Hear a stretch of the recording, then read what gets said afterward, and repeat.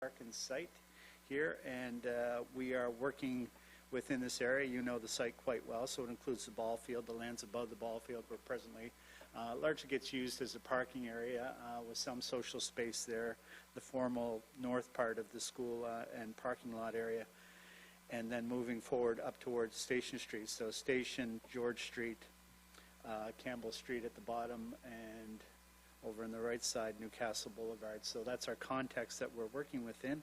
Just going to shoot in on that a little bit. The site itself is absolutely gorgeous. Like it's a spectacular site architecturally with some very interesting things. Again, I apologize for the lag coming across, but you can see where the proposed flat area is adjacent to the ball field, ideal for parking. And then as it moves to the west, flying west here, we have the upper areas that are available for play spaces extending from court spaces on the area above the ball field over to the opposite side to some play areas. And I'll go through each one of those very briefly and individually so you have a sense of how we did organize that.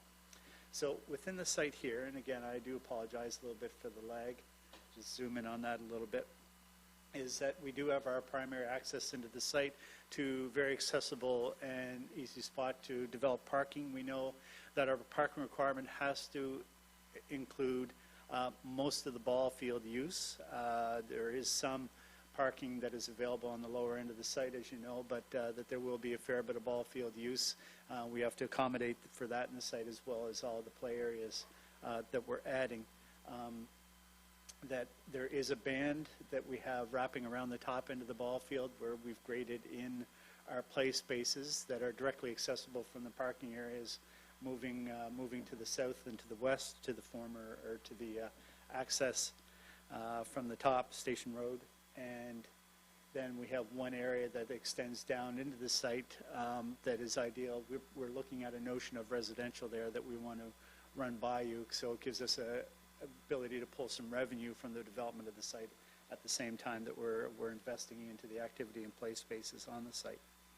Our parking area, because of its location, serves all of our areas around it quite well, provides direct access to those spaces, ensuring that we have good pedestrian links, and given that we have good adjacency to the ball field, means that we're able to provide for that. We do have a secondary access for both ball field use, some parking, as well as maintenance and operation use coming up into the ball field site. And there is an existing, sorry that doesn't come across that well, there is an existing west entry into the site that is quite steep, so it's beyond accessible, but it does provide the ability, if we grade it a little bit, so that we would have a good access from the top end of the site down in. So just to push across the program elements that Jason had talked about, eventually this screen will change, I assume. Come on. Okay, so the program elements that we need to include on the site include parking. There is a tots play area as well as a larger play area for youth. There is an adult activity area, which includes things like physical activities that work also as social space. At the same time, pickleball, very important. Can't build enough of those, can you? A multi-use court that works for things like basketball, ball hockey, as well as what a lot of soccer games are going on, hard surfaces now on a year-round basis. A modular skate park at this location. And again, we did talk about the idea of residential that provides us with an opportunity to put some sense of retail or refreshment type use into the site as well. So the organization of the site plan, I'll just get that out of the way, includes a central parking area, and that's what is trying to come in now, the big red splashy thing.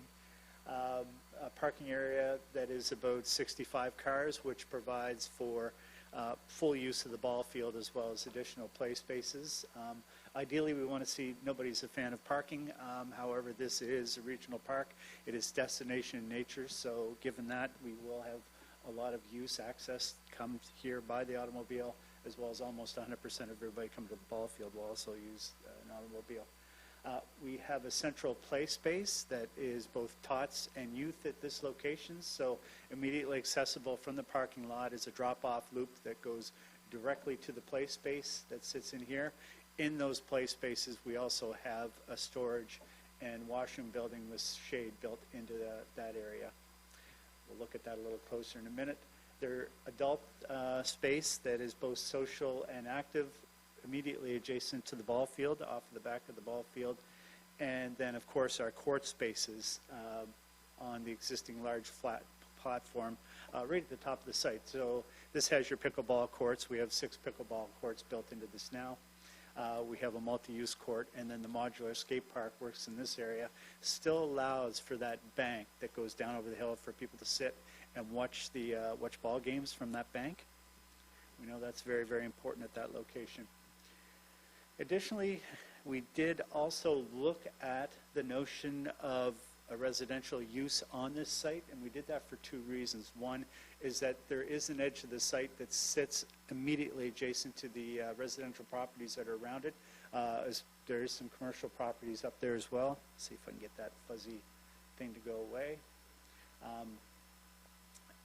At that look, right immediately behind the houses. Obviously, this needs to be designed quite critically, but what it does provide a revenue source to help offset some of the operational costs that will come into the park. It also provides a revenue source in terms of selling the land, but I think one of the agreements in developing a residential property at this location is that the side that faces the park, not only is it a great place to live, but also at ground floor level wants to have some type of retail use that associates to the park. So whether it be something like refreshments or ice cream or something at that point that provides daily retail space within the park for social use.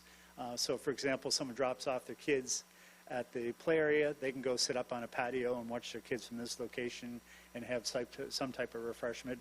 Other things such as I said, ice cream or snacks can be available from there. Mostly an outdoor use with very minimal indoor use required only for the purpose of storing and making retail use available. But beyond that, during the winter period, it would go away. So that's one way that we looked at the site, adding the residential piece in there. So from the residential, just slide over into the middle. You can see the drop-off loop that we have at the edge of the parking area with access up to the court areas. The green and the blue play areas, and then the light beige would be your storage units, storage unit for the park, operational use, and washrooms at that location. The washroom bridges the space between the play area and the upper court area. So you can see where the six pickleball courts are in place there. When it's not used for pickleball, Jason will be able to set up for other types of events and activities, for whatever types of tournaments or special evening events that may go on. There's a multi-use court, as you see, just located to the left of the pickleball area. A plaza space that has a shade structure, so it's gathering, social, as well as staging to events, and then the modular skate park. So this is a pretty exciting space. There's a lot of great activity that goes on here, and without a doubt, it will be very busy at this location. So therefore, the need for what seems like quite a bit of parking in this location. So just to pull back on that for a minute, gives you a general sense. And what we wanted to do was get you to look at this.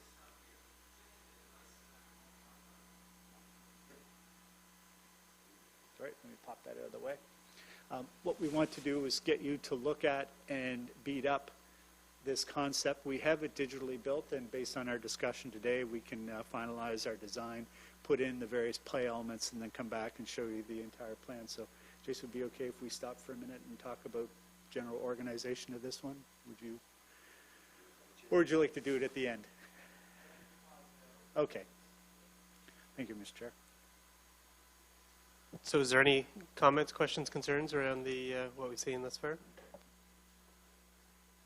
Two questions, I guess. I'll ask them one at a time. And thanks, Jim. Overall, to me, this is why we engage people like you, because it's very thoughtfully designed. Everything works together. There's no wasted space. It just all makes sense. I personally, for what it's worth, I like the idea of the housing component, especially given the orientation of the property and our need for housing, and always conscious of, we're going way back to the first time we met you in 2019, the idea that public investment brings private investment, and that should work hand in hand. and it's a good neighborhood for a multi-use building, as far as a multi-unit building, sorry.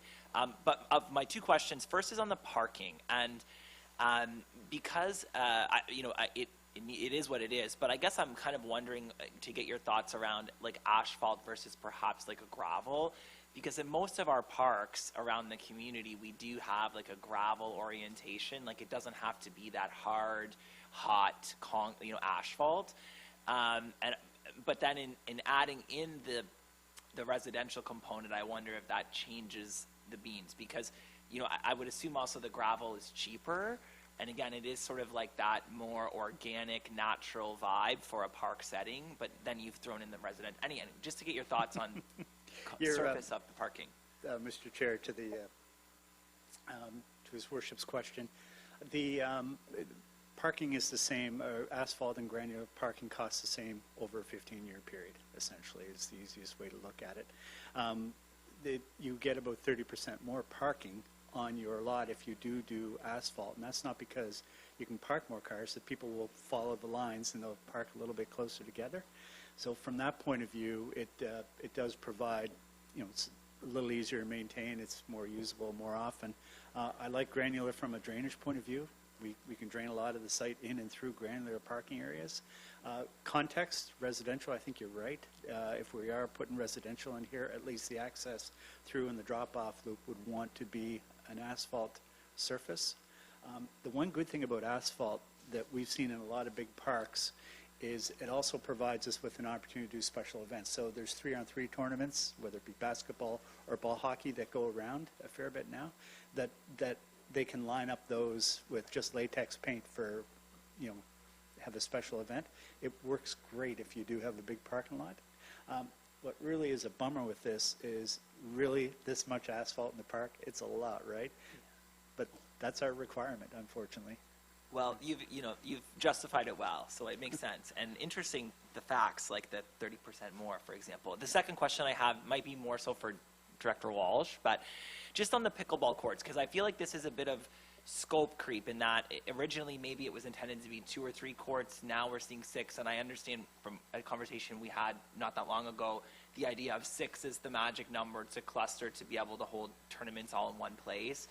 But recognizing in my mind that in our rec strategy, we sort of intentionally, took the approach of spreading them around. So we've built a few in Chatham already.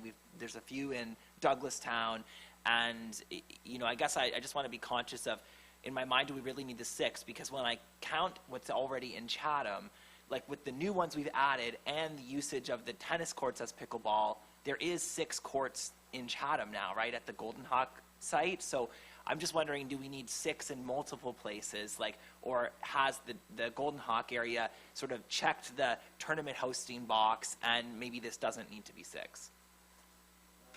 To the chair, you're correct. There are 6, I guess, available at the Golden Hawk. One of the reasons why we originally started with the Golden Hawk was because we did have, basically a lot of it was because of costing. It was more cost effective for us to develop in that area because of the fencing and being able to reuse that, plus a area that was a former parking lot beside it.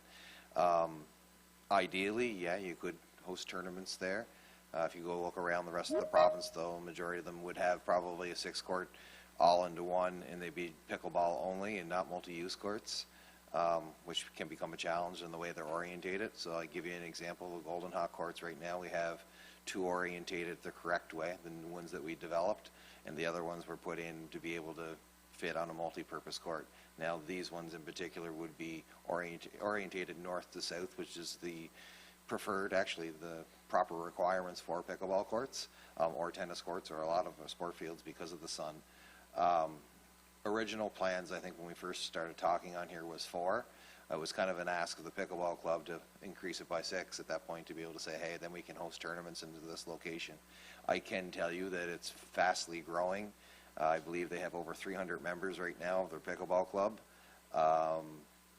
Finding gym time has been a challenge. They're in our gyms probably 6 times a week. They're in the United Church gym. They're in the Logieville Hall. They're significantly growing, which is happening across the province, and Jim can probably attest to this to some of the other communities that he works with. a sport that can be played right across from kids all the way up to seniors. And I do expect major growth. And, you know, I think we hosted a tournament last year at Miramichi Valley on a 6-court indoor system where we had over 150 participants that come for provincials. So, you know, if you're going to do it, you know, it would be cheaper probably to do it up front first than what it would be to try to add later on. That's the way I would probably sell the 6 rather than the 4. But Thank you. And we'll go to Councillor Harris. Is that what I'm saying? Yeah, there we go. I couldn't see the screen. I don't know. So, yeah, Jim, thanks for the presentation. You know, it looks great. I think, you know, all your basketball courts, pickleball courts, they all fit well to parking.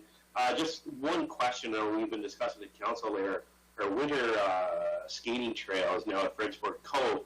I mean, you can really see how, you know, you'd have the area from our residential and our bottom area being commercial in the wintertime. You'd have an area there for, you know, to skate up to. We had an oval there too, and we're, you know, looking down the road. I think it all fits in that area, but you can see even how people could, you know, use that for a winter rec area with the parking and stuff. And it's well done. And pickleball is up and coming. There was a tournament last weekend in Edmonton. They had 180 participants.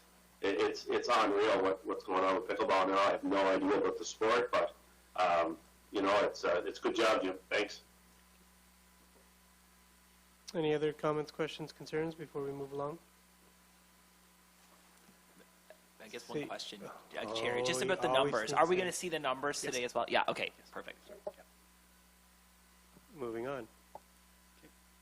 Very good, Mr. Chair. Oops, a daisy. I apologize. Just quickly scoop through that again. Okay. All right, the Ian Baillie site on the other side, which is a site that's already well underway and partially built. Again, Hillside's site. It's quite wonderful. You've have some investment in there now.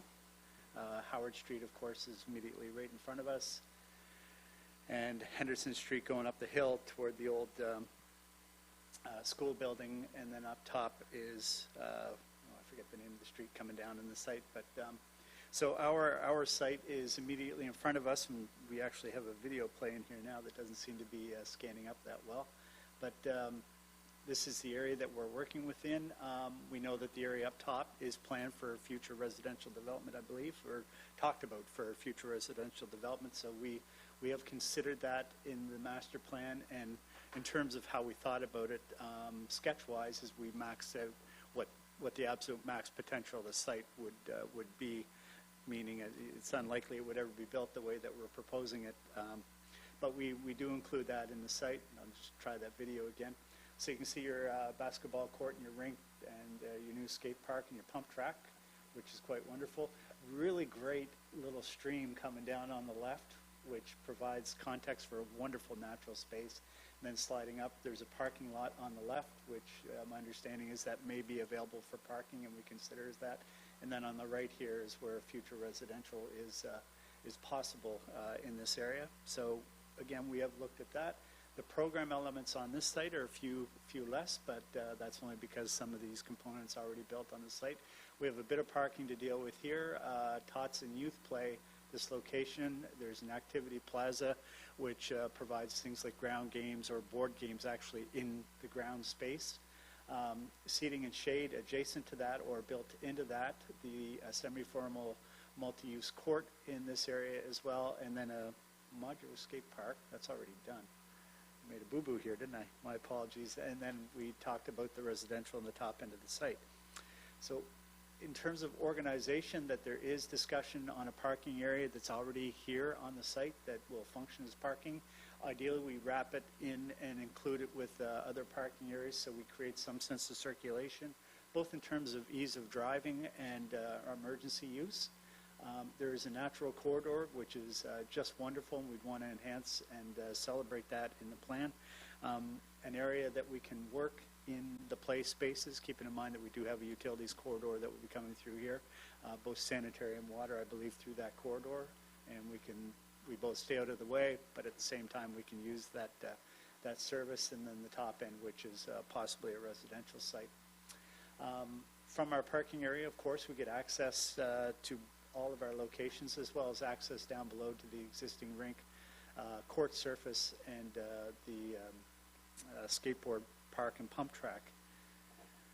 So our, again, this is another crappy sketch on how we've organized the site, and again, given we have maxed out what residential would be like on the site, it's not really part of our plan, but we're more concerned about the area below us, that we do have parking, and we would try to connect that parking to some of the adjacent parking around it, so we do have good looping going on in the site, that there is a play space adjacent to a splash pad at this location, so those come together to create, you know, a really strong focal point that has a drop-off immediately adjacent to it for youth. The splash pad will be amazingly popular. We do a lot of splash pads, do them all across Canada, and we have one simple rule. Don't invest in the great big play stuff. Invest in the water coming out of the ground, because that's where the maximum amount of play is. So one large thing like a bucket or something like that that creates a sense of excitement. We don't know when the bucket's going to splash. That's interesting to kids. Otherwise, have water coming out of the ground that they can manipulate and play. It's the least expensive and highest play value that we can do on a splash pad. So when we do model this, we'll show it to you. Down below into our hard court space, where we have various games that may include a single basketball net at this location, as well as shade, some of the ground games that we talked about, that I talked about briefly. And we have a wonderful natural space at this location that we can celebrate and use as gateway to the park, but also set a tone so people can come to the site, walk around. We haven't developed a circular walking track, but it would be ideal at this location. And then be able to go through a natural space, and of course the top end would be the adjacent,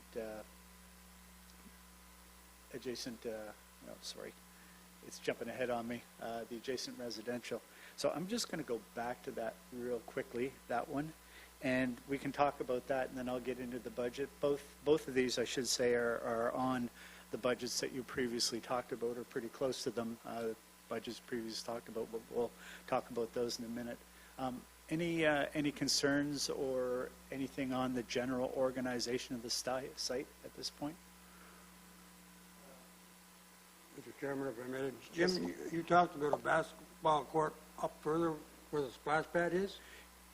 Yeah, Mr. Chair, the court wouldn't be a basketball court. The idea would be it would be a single net at that location. Probably wants to be something a little lower, a little more youth oriented, adjacent to the Tots Play and the splash pad. No, So- the reason I ask is because we're using our rink down Yeah. on Howard Street Yes. there as a basketball court. Yeah. That's all. The only It's a reason great I court, asked. yeah. And Okay. that's only something we talked about. We haven't cemented that yet. Okay. We'll see how the space looks. Sorry, Mr. Chair.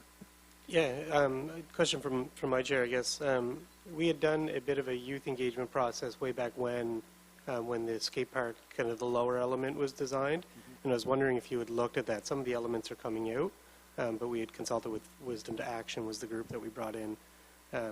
But I'm just questioning, had you seen the feedback that we saw from the youth in your design? Mr. Chair, process? I think I did from the last go-around on the, we know there's more units to be added, but Just to add to that, so in regards to that piece, I kind of separated that from this side because my intention was, and I thought the intention of the council was to develop the Ian Baillie property as a family slash youth slash, or not, the youth park was to be onto Yep. the other location. So it just kind of, information wasn't really used Yep. in part of this design, but yeah, that's It just something might so- be informative because I know like the nature element, there was a number of elements that were identified from youth, and I think that just builds a stronger case for the design. So just cross-referencing, I guess, at this point. Yep, that's not a problem. Bridget? Yeah, thanks. Thanks, Jim. I mean, I think this one was relatively defined, and it's not huge, right? Like it's not always huge and doesn't need to be. So it's like, to me, it's meeting the brief, if you would, like it. And I guess just a couple of comments I would have is and the director may want to speak to this, but you know, you mentioned sort of it's not necessarily what you'd build is what I'm showing you today, but you know, my hope is that we're getting to that because it's always my intention to build the things we design and not just have designs that sit on a shelf, right? So I don't know where we go with this one from today, but if it's to validate the high level, I think everything looks good, and I'd love to sort of see it, in a buildable format at the next time we do see it, and cost it out that way. And so it's nice, but it's actionable too.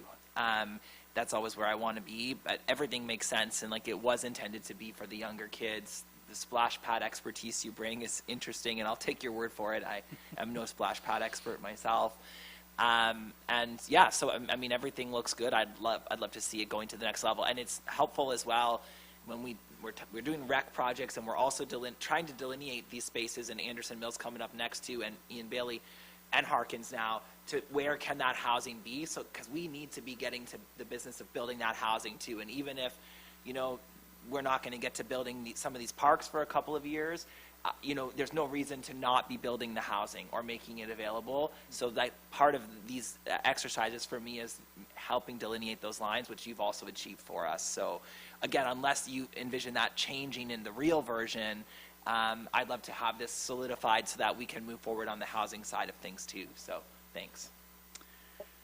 Mr. Chair, just to respond briefly on that, when we lay out the parks, we put in a unit count for the amount of residential. You may go somewhere different, but the amount of residential units that could be over the park without impacting the nature or character of the park. So we end up with a balance with the site and the amount of units. So when you go, for example, this site maxes out at about 64 units, given public access to the street, but very preliminary.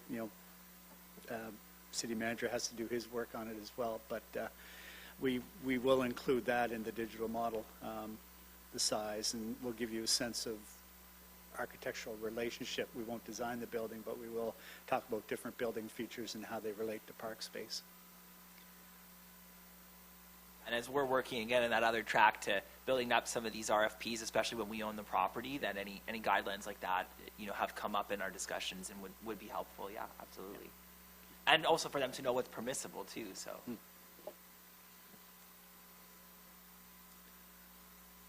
Okay.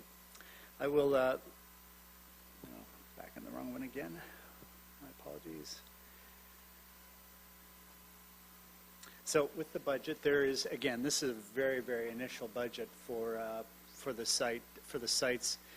This isn't, they are not laid out digitally. The sites are complete digitally.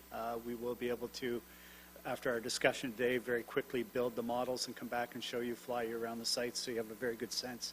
I would say within 2 weeks we could do that. But if you look at the projects, and Harkins is on the left-hand column and Ian Baillie on the right-hand column on the right side of the spreadsheet, but you'll see there are some baseline projects that for Harkins is about 187,000 and Baillie is about 62,000.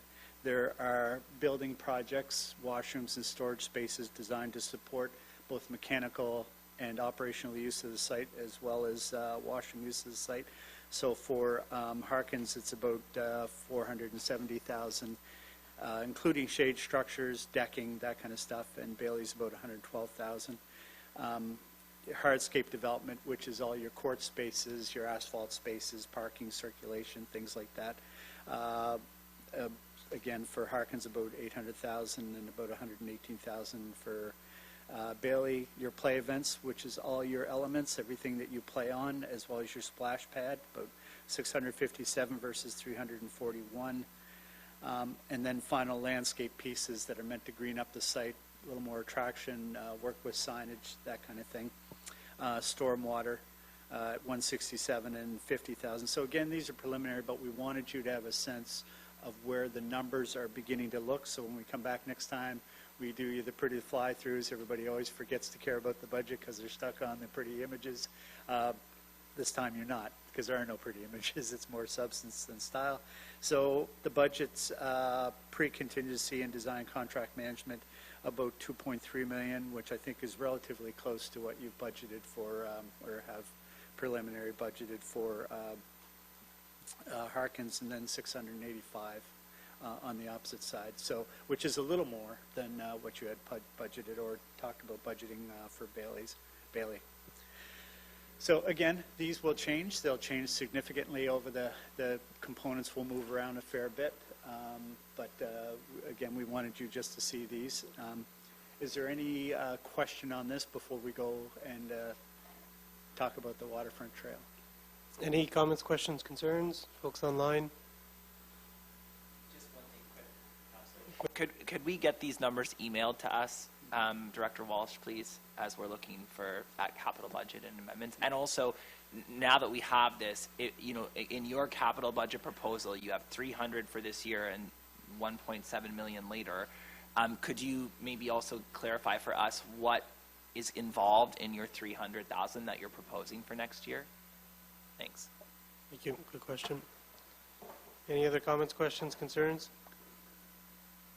Yeah, Councillor Harris.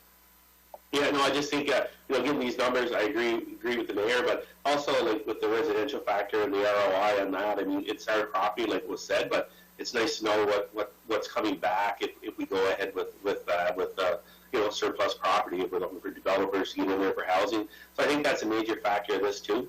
It's always the return on investment, and both designs are great. I think they're just a sketch, like for Jim's conversation, but gives us an idea of what we could have in that area. It looks like, as council, we picked two good areas to do these projects, and we get two great hubs in the near future, hopefully. So, but the ROI would be great. We have talked about that quite a bit over the last couple of weeks, the ROI on all of our investments, and with the housing, it's very important for our city.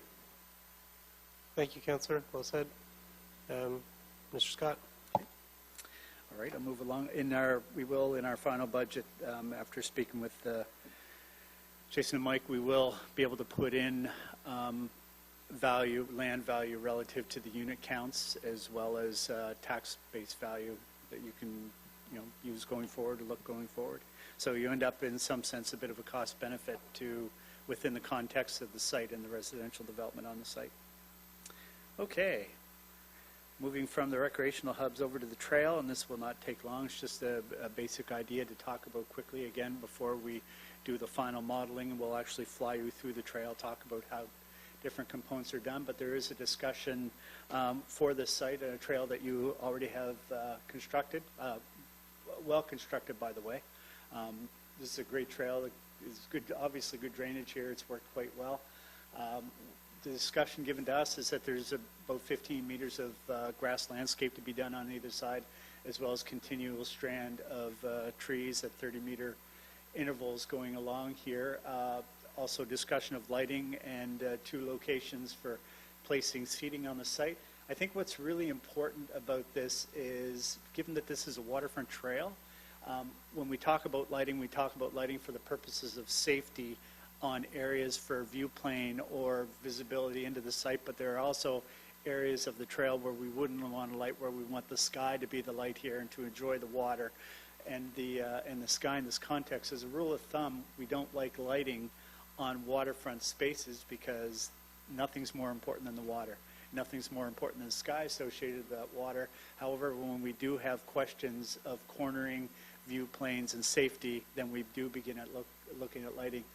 Jason talked about the notion of providing lighting that didn't require wiring, so looking at photovoltaic panel lighting, which is much easier to do now than what it was 10 years ago, and much less expensive than what it was 10 years ago. So given that corridor and the notion of the 15-meter band of landscaping on either side, we did briefly talk to Jason about trees, and rather than make it a continuous row of trees that gives it a very urban context, let's find ways to plant trees on the site that uses both sides of the trail a little bit, open it up in some spaces, close it down in other areas, and certainly in waterfront areas make sure that we're not blocking views. So what we would do is essentially get the tree format worked out, stake those trees, and plant trees on the site in a way that is more about the site rather than just the linear nature of the trees, which still works fine with the tree count that was previously determined.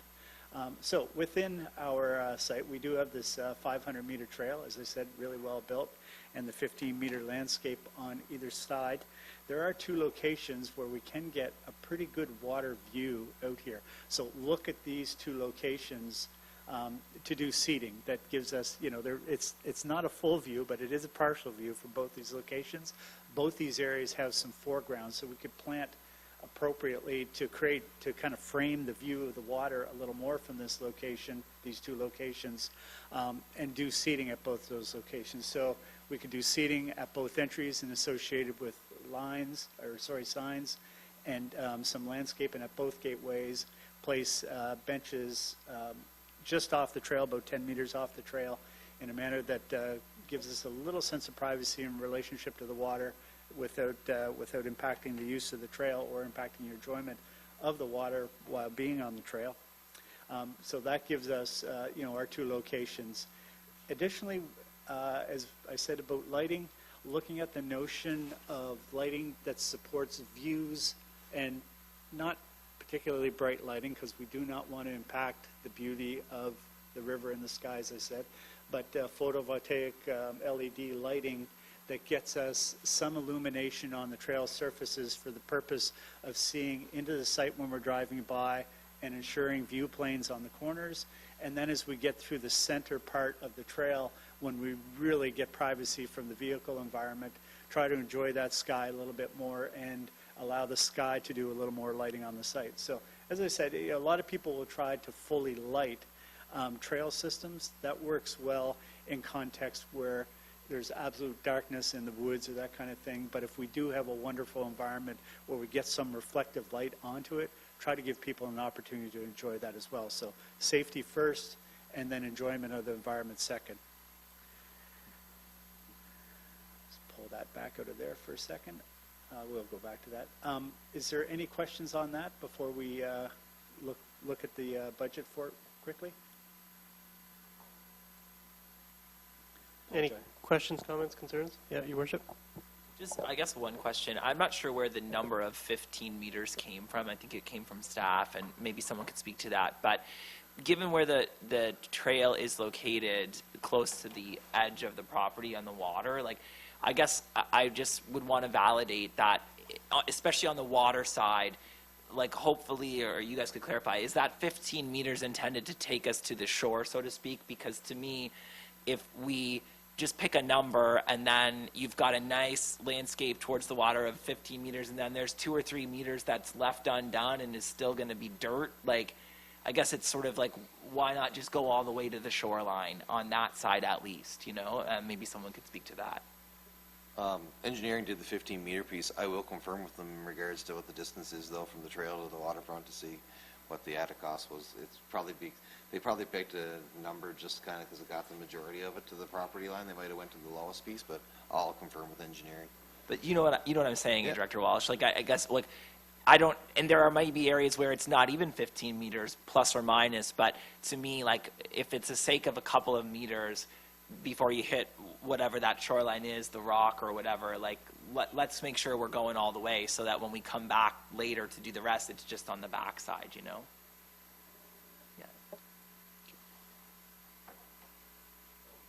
I guess, Jim, you don't have any pictures of the seating areas yet. No, No. we literally just started looking at this week. Okay. Yeah. No problem. Thanks. In 2 weeks when we're back, we'll have the seating areas done. And to your point, we'll also look at really how does the shape of the edge work with the landscape as well. Yeah, just like make sure we're Sorry, finishing Mr. the Chair. Any other comments, questions, concerns? No? Yeah, we'll wrap up then. Okay, including the trees, the edge landscaping, everything comes in at under $400,000.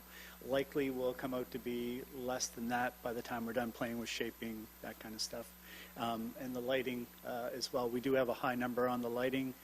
We think we can probably do a little better on the lighting, but we'll know that in a few weeks for sure as well. Any questions on the financial side of it? Understanding that we're coming back soon.